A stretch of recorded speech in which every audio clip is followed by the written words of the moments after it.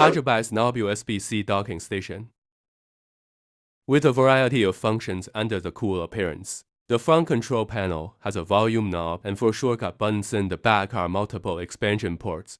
There are multiple expansion ports on the back, and an SD and micro SD card reader slot on the side. The host port connects to the laptop. Connect the PD power supply port to charge the laptop normally.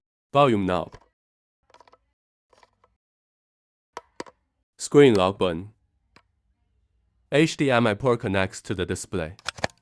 Close screen button. Light switch button. Print screen button.